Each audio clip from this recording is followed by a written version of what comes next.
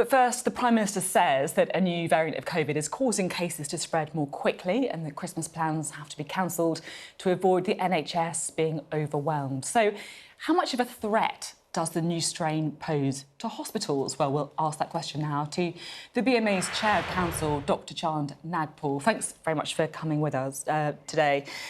So the Prime Minister said yesterday hospitalisations are rising in London, the South East and the East of England. What are you seeing? Well, today we've just published the results of a major survey of doctors' experiences in the NHS over the last week, and it, in fact, paints a really bleak picture. Doctors are saying they're overwhelmed. They've seen a massive surge in COVID cases, 1 in 3 saying even more than during the first wave, but also a massive surge in non-COVID patients, so that they're actually saying they don't have the capacity, the ability to manage both, and 9 in 10 say they're not able to provide patients with the care they need. Now, last week there were 44 patients who had to be rerouted away from their local hospital to more remote sites because the hospital just didn't have the capacity to meet their urgent needs. 2 hospitals in London declared a critical incident, which occurs when a hospital feels it cannot manage acute and critical care that it's being asked to provide. So this is a serious situation, a situation that can only be helped if we can reduce the numbers of COVID patients that are occupying hospital beds. We've seen a massive increase, I think nearly about 1 in 5 extra beds occupied with COVID patients over the last week.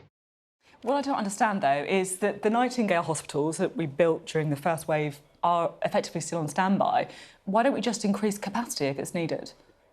I think the biggest limiting factor is workforce, because we have got, unfortunately, we entered the pandemic with a shortage of doctors and nurses. I think about 80,000 vacancies in the NHS.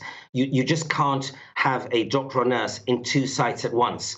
So what's probably better is to try and make sure that we have as many doctors and nurses available on single sites to be able to provide care. And remember, it isn't just about COVID patients. There are large numbers of patients who do not have COVID that also need to be looked after. They can also have urgent needs, whether it's cancer, whether it's heart attacks or other acute respiratory conditions that we see in the winter. So let's not forget their needs too. And that's the problem we had in the first wave. We had, I think, around 12,000 excess deaths because patients without COVID weren't able to be seen. So it's important when we have a shortage of workforce, we make sure they can provide the most care that they can within the environment available. We, of course, learned about this new variant of COVID at the press conference yesterday, that pretty sobering news conference that the Prime Minister said that could be 70% more transmissible. How concerned are you by these reports about the new variant? Well, actually, we were concerned at the time that the Prime Minister announced the 5-day relaxation for Christmas, because the science told us then that the virus was spreading week on week. It just did not follow the science to relax the rules. Last Wednesday, before the new variant was announced, it was obvious that the infection was spreading at a dangerous level. The NHS was in a dangerous state. And again, the science wasn't followed when, in fact, we should have reversed the Christmas relaxation rules. So, in fact, whilst there is a new variant, we didn't need the new variant to reverse these rules. And the public could, of course, have been given greater notice. But there's no doubt it was the right and necessary decision. Now, the important point to make is that whilst it is a new variant, the way in which you control spread of the virus, including this new variant, is exactly the same. It's about continuing stringent measures to maintain physical distancing of 2 meters and or more, stringent use of masks, and also hand washing. The same rules apply. And I think one of the problems we've seen over the last few weeks is that those rules have not been adhered to in a stringent way. I think that will require the government in the future to take more action to make sure we don't see scenes of crowded streets in London with shoppers, because that is the sort of way in which this virus is spreading. You're talking there about compliance, about people following the rules, about the scenes of crowded shopping streets.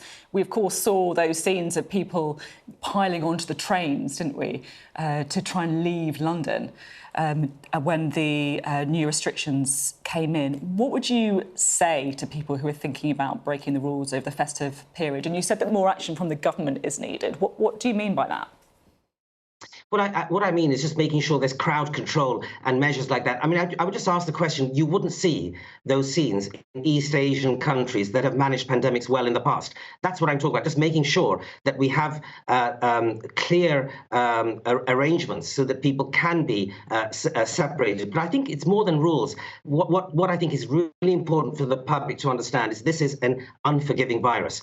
And in fact, whilst Christmas is obviously going to be ruined for many, the worst thing we could possibly be doing is unknowingly infected our loved ones, infecting people who are older in our families, who have underlying conditions, only to find that 2 weeks later in the new year, they end up with serious illness in hospital, fighting for their lives. Now, that's not being alarmist. That's unfortunately the way this virus behaves. And the worst thing about this virus is that 1 in 3 people may not even know they're carrying the virus. So you may actually be passing it on unknowingly. So I think what the important message for the public is, please understand this is a serious risk. And when we talk about the NHS and we say, let's reduce pressure on the NHS, please let's also remember that the NHS isn't some remote, disconnected service. It's a service that any of us may need to use if there's an urgent need. And none of us want to be in a position where the health service cannot be there for you when you need, because it's full, it's at full capacity, and is then forcing you to be transported to some more remote site with all the delays that's involved. So please let's understand that saving and protecting each other and looking after each other is also as important, or really will result in protecting our National Health Service. It's been a pretty depressing weekend for all of us. Listening to you is extremely sort of sobering as well.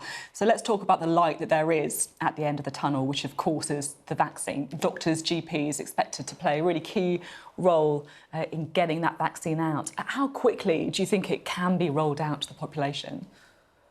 Well, we are working flat out. I'm a GP, and my practice was one of the first in the pilots to start on Tuesday. We serve a very large Black and Asian ethnic minority population that have been hit really hard by this virus, and many did not survive during the last year. And so it was really, I have to say, it was positive. It was very heartening to see so many patients come along and be vaccinated. And of course, these were patients who were much older, who were most at risk. And we've been working 7 days a week, 8 a.m. to 8 p.m. And in fact, many doctors staying there right and through till about 10 o'clock at night. So we are working flat out. It will take, unfortunately, 3 to 4 months for enough of the population to be vaccinated. That's what the projections suggest. But and therefore there is light at the end of the tunnel. And so I hope people, the public, can understand and be patient. Just carry on being responsible, follow the rules and measures, because you will be, if all goes well, in a few months, be able to mix with family, friends and relatives. So the vaccination program is critical, but I'm actually very proud of the way in which healthcare workers are delivering this program.